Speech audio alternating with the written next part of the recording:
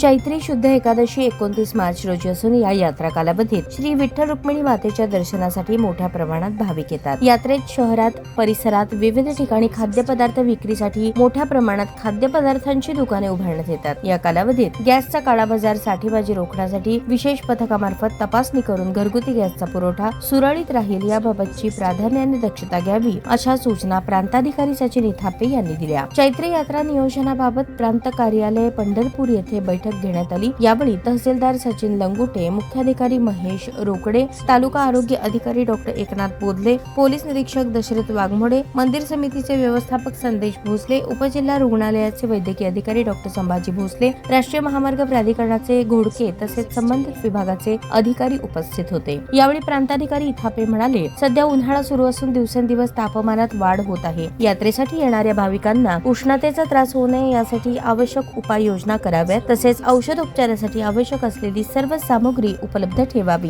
मंदिर समितीने दर्शन रांग आणि पत्रा शेड मध्ये पंखे, कूलर्स, मॅट, स्वच्छ व मुबलक पिण्याच्या पाण्याची व्यवस्था करावी। भाविकांना तात्काळ व सुलभ दर्शन व्यवस्थेबाबत नियोजन करावे। यात्रा कालावधीत येणाऱ्या भाविकांना तसेच स्थानिक नागरिकांसाठी मुबलक व स्वच्छ पाणी पुरवठा व्हावा यासाठी नगरपालिकेने नियोजन करावे। आवश्यकतेनुसार पिण्याच्या पाण्याच्या टँकरची संख्या वाढवावी। चैत्री यात्रा उन्हाळ्यात असल्याने अन्न पदार्थ लवकर खराब होण्याची शक्यता आहे। भाविकांच्या आरोग्याच्या दृष्टीने अन्न व औषध प्रशासनाने हॉटेल व असे पदार्थ विक्री करणाऱ्या दुकानांची तपासणी करावी। आरोग्य विभागाने वारी कालावधीत वैद्यकीय पथके कार्यरत ठेवावी। पुरेसा औषध साठा उपलब्ध करून ठेवावा। एसटी महामंडळाने प्रवाशांसाठी बसस्थानकात 24 तास पिण्याचे पाणी उपलब्ध राहील याची व्यवस्था करावी। यात्रा कालावधीत येणाऱ्या भाविकांना स्वच्छ पिण्याचे पाणी मिळावे यासाठी बोरवेल, हातपंपांची पाणी तपासणी करण्यात येत आहे।